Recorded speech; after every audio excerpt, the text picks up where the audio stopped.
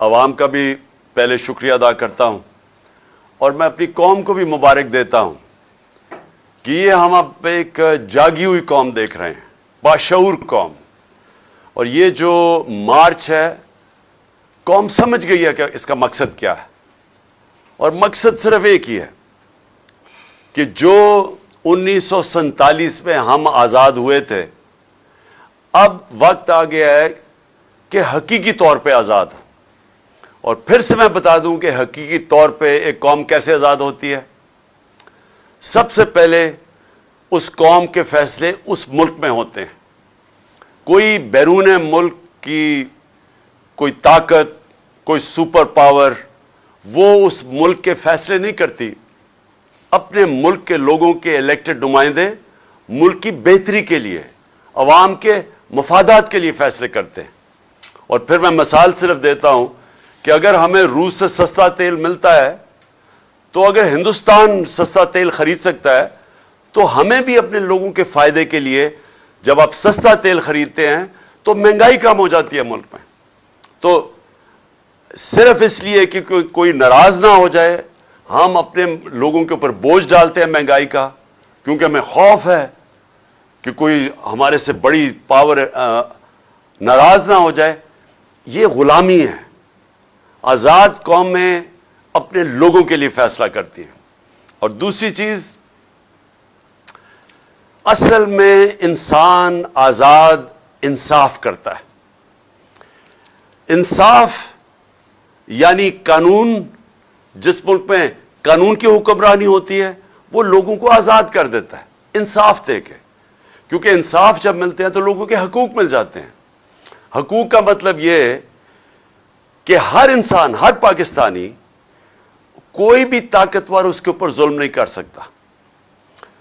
کوئی یہ جو تھانہ، کچہری، پٹواری کی سیاست پاکستان میں اس لیے ہے کہ کیونکہ لوگوں کو نہ پٹوار خانے میں انصاف ملتا ہے، نہ تھانے میں ملتا ہے، نہ کچہریوں میں ملتا ہے، تو وہ پھر لوگوں کو ڈھونڈتے ہیں کہ وہ ایم این اے کو ڈھونڈتے ہیں، ایم پی اے کو ڈھونڈتے ہیں کہ ہماری مدد کریں ہمیں انصاف دینے کے لیے. کسی بھی مغربی جمہوریت کے اندر جدھر حقیقی آزادی ہے، وہاں کسی کسان کو، عوام کے نمائندے کو، مزدور کو، اس کو کوئی لوگوں کو ڈھونڈنا نہیں پڑتا کہ جا کے جب تک مجھے ایم این اے ملے گا، مجھے ایم پی نہیں ملے گا، مجھے انصاف نہیں ملے گا. کیونکہ وہاں کا جو نظام ہے وہ انصاف دیتا ہے. اور اسی لیے میں آپ سب کو کئی دنوں سے بتا رہا ہوں کہ کیوں پاکستانی اتنی مشکلیں کاٹ کے جاتے ہیں ملک سے باہر. چکوال میں تو نہیں، لیکن گجر خان کے کئی لوگ ہیں جو میں باہر ملا ہوں، یورپ میں ہیں، برطانیہ میں ہیں. وہ کیوں جاتے ہیں باہر؟ اور مشکلوں سے جاتے ہیں کیونکہ ادھر ان کے جو ملک کا نظام ہے وہ، کیونکہ وہاں انصاف ہے اور وہاں انسانوں کی حقوق کی تحفظ ہے، تو جو لوگ محنت کرتے ہیں انہیں پتہ ہے کہ ان کو محنت کا پھل ملے گا. یہ نہیں کہ وہاں کوئی پیسے لوگوں کو بانٹ رہا ہے. وہاں کا نظام ایسا ہے کہ جو محنت کرے گا اس کو اس کا پھل ملے گا. اور جو تیسری چیز کہ جو تجارت کرنے جاتے ہیں، مثلا کوئی سرمایہ کاری کرنے جاتا ہے، کوئی بزنس کرنے جاتا ہے، ادھر ان کو یہ اعتماد ہے کہ ان کی جو بزنس ہے وہ اس کو چلانے کے لیے کوئی رکاوٹیں نہیں آئیں گی، رشوتیں نہیں مانگی جائیں گی، سرکاری محکمے ان کی زندگی مشکل نہیں کریں گے جب تک وہ پیسے نہیں دیتے. اور اسی لیے وہاں سرمایہ کاری زیادہ ہے، وہاں خوشحالی زیادہ ہے، وہاں روزگار زیادہ ہے، کیونکہ وہاں لوگوں کی حقوق کی حفاظت ہے. تو انصاف ہوتا ہے تو خوشحالی ہوتی ہے.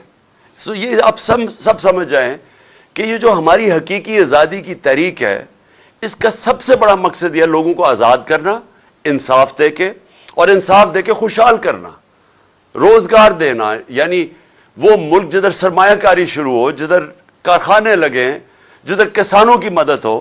اور میں کسانوں کے اوپر پھر سے آخر میں بات کروں گا.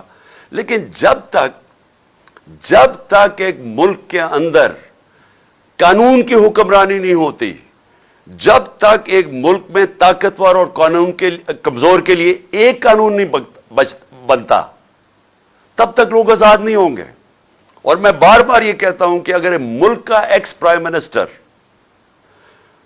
50 سال سے وہ آدمی جس کو یہ قوم سب سے زیادہ جانتی ہے، کسی آدمی کو اس ملک میں 50 سال سے پاکستانی قوم نہیں جانتی میرے علاوہ. کرکٹ کے زمانے سے لوگ مجھے جانتے ہیں اور میں سب سے بڑی پارٹی کا سربراہ ہوں. اگر میں اپنی ایف آئی آر نہیں کٹوا سکتا، اور ایف آئی آر اس لیے نہیں کٹوا سکتا کیونکہ وہ طاقتور لوگوں کے خلاف ہے، اور میری اپنی حکومت ہے پنجاب میں، پولیس پنجاب کی پنجاب حکومت کے نیچے ہے، اس کے باوجود وہ ایف آئی آر نہیں کاٹ رہے. تو میں یہ اس لیے آپ سب کو کہہ رہا ہوں کہ اگر میرے سے یہ ہو سکتا ہے تو عام آدمی سے کیا ہوتا ہوگا؟ کیوں یہاں تھانہ اتنی بڑی چیز بن چکا ہے پاکستان میں؟ کیوں پالیٹکس کے اندر جب بھی ایم پی اے یا ایم این اے آتا ہے تو سب سے پہلے اپنا تھانے دار رکھوانے کی کوشش کرتا ہے؟ کیوں پہلے اپنے پولیس والے رکھوانے کی کوشش کرتے ہیں؟ کیوں باہر کے ملک میں ایسے نہیں ہوتا؟ کیوں یورپ اور برطانیہ میں ایسے نہیں ہے؟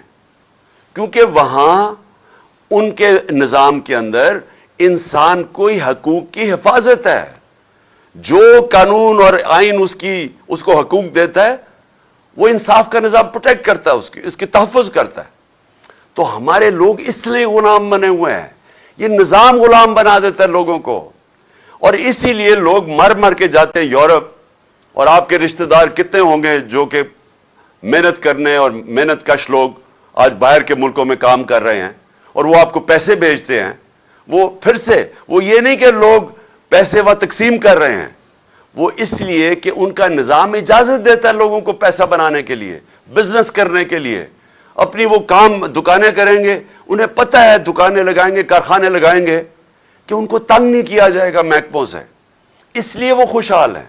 سو یہ میں جو دوسری میری آپ کی بات ہے کہ یہاں سرمایہ کاری بھی تب آئے گی، ملک اٹھے گا بھی تب جب ہم اس ملک کے اندر قانون کی حکمرانی ہوگی.